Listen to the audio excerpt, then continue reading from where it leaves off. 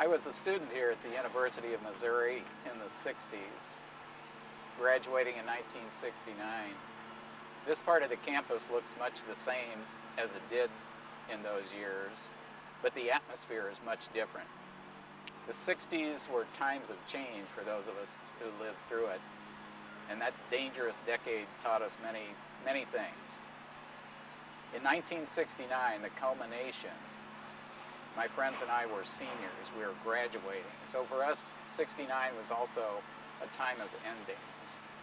We would graduate, we would leave Columbia, we would make our careers elsewhere, and overhanging all of us was the war in Vietnam.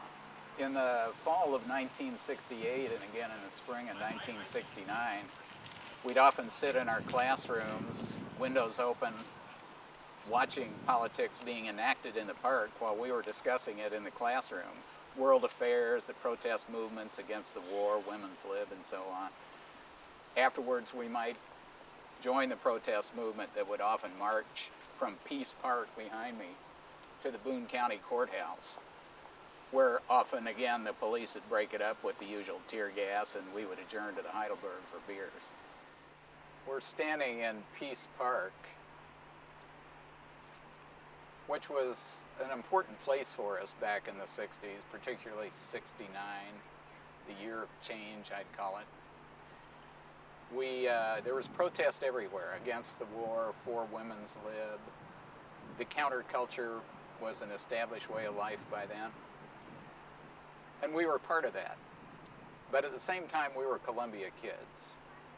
And the last thing we wanted to do would be break out glass windows on Knoll's Supermarket or Como Tire or Campus Jewelry because they were our friends' parents' stores.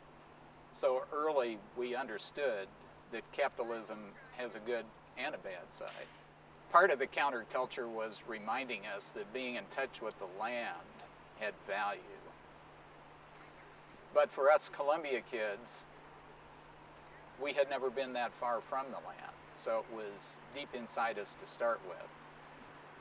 And along with it, we had not entirely forgotten what our grandparents had taught us, that honesty, hard work, generosity, humor were a good thing.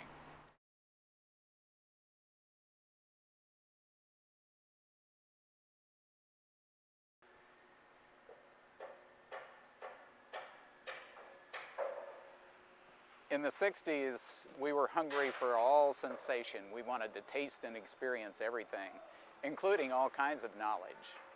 My friends and I were engineering students, and for us, the beauty of an equation in a physics textbook, the thermodynamics flow equations, or the processes in forming steel were beautiful and elegant, part of the natural world. We studied hard. We experienced everything the counterculture had to offer, but we also studied. We knew we would graduate and go our separate ways to build careers and lives.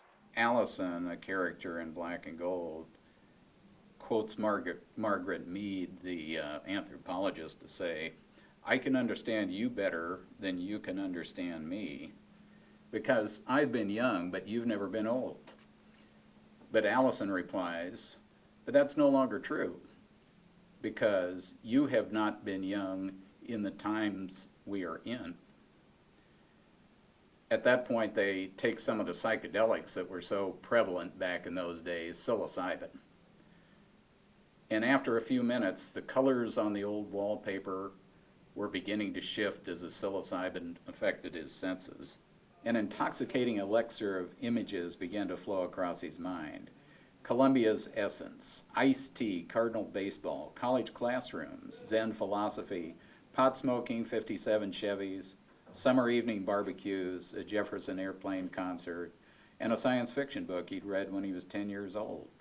Watching the infinite detail of the moving leaves of the oak tree outside, he became exquisitely aware of the uniqueness of this moment. There was change all around him and inside him too. In 1969, in the book, Mark falls in love for the first time, real love. Casual sex had always been a part of their lives back then, There was no AIDS, and for the first time, birth control was widely available. And in that most perfect of settings, college campus, spring day, Mark falls in love and knows it's real love. He's in love with Jennifer. But in the months to follow, he starts to realize that falling in love may be spontaneous, but being in love requires commitment. And he's torn between the commitment and the absolute freedom that he wants to follow on the other hand. Mark stood transfixed by memory. This room had been their center. It was here that they'd shared time, come to know each other, and discussed all of life and art: music, cosmology, philosophy, literature, revolution, psychedelics, engineering. A fascinating and thrilling mix.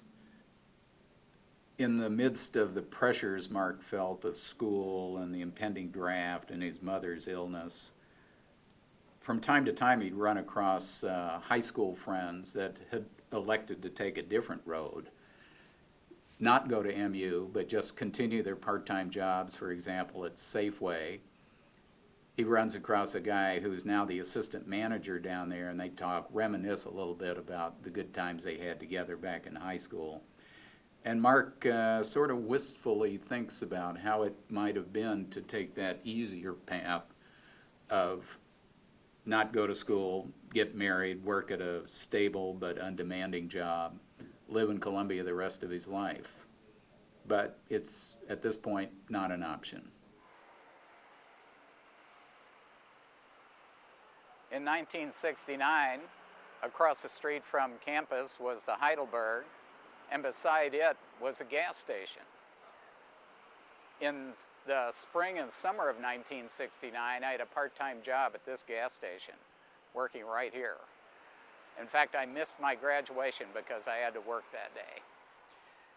But more memorable to me was I was standing working at the gas station right here where the gas pumps used to be when a van pulled in, the door opened, and some hippies offered me a ride to Woodstock. And for a minute I said, yeah, I'll go. There's nothing holding me here. I got in the van, and then I started thinking about it. And I stepped back out and closed the door and told them, no, for me, all that's finished. Mark gets his draft notice and tells Jennifer he will enter the Army. Keith ran away. Others have entered the Army. One friend had come back very much changed. But Mark tells her, sometimes you have to do what's right, even when it's not easy, and even when others are telling you something else. We all know this war is pointless and stupid. We can't win it. But I'll go. This country has been good to me. It's my country, and it's the right thing to do. 1969 was a year of endings in many senses. We graduated, school days were over, we were leaving Columbia to go our separate ways. The war hung over all of us. Most of us would be going into the Army. In all senses, it was the end of that time, childhood's end. Many people write reminiscences. Willa Cather, in her wonderful reminiscence of Nebraska prairie life 100 years ago called My Antonia, at the very end of the book, she makes a couple of statements I think are just perfect. Those early accidents of fortune which predetermined for us all that we could ever be. And we possess together the precious, incommunicable past.